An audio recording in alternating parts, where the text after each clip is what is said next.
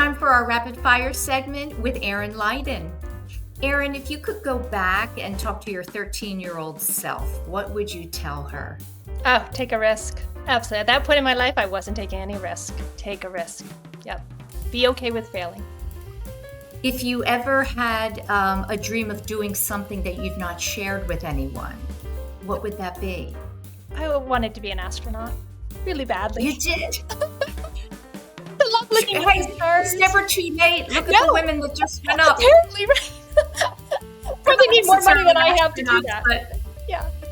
I'd love to have gone into space.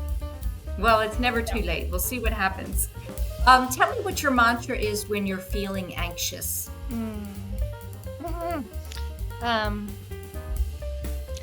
I think a couple come to mind, but I'm very much I have a lot of self-awareness, but also self-confidence.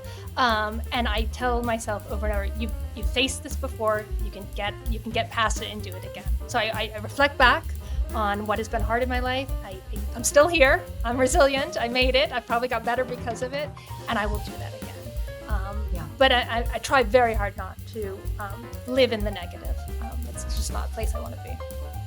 Tell me, if you could have a meal, sit down with someone and dine with someone you've never dined with before, who would that be? Ooh, okay. I was going to say my grandmother, but that's not an option because I knew her very well. See, I'm not a celebrity person. Like, there's not a single celebrity that even comes to my mind. But I might say Joan Benoit Samuelson. And she's a Mainer, and she's a runner, very famous marathon runner. And I have a photo of her running in Maine. It's a snowy, snowy day. It looks miserably cold, and she's out there pounding the pavement and getting her miles in. And in my mind, she is this person who just has tremendous grit and certainly has been wildly successful as a runner. And I'd just love to absorb her a little bit and pick her brain.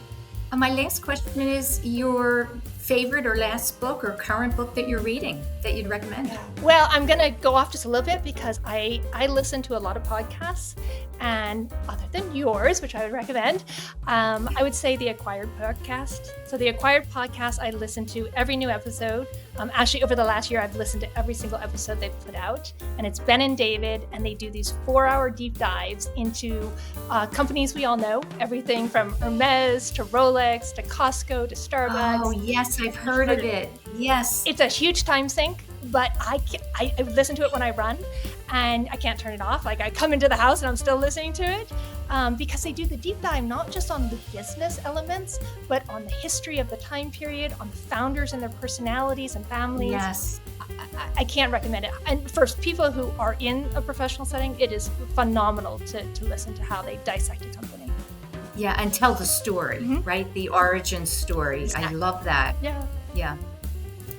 That's all I have for you. Thanks so much. Thank you.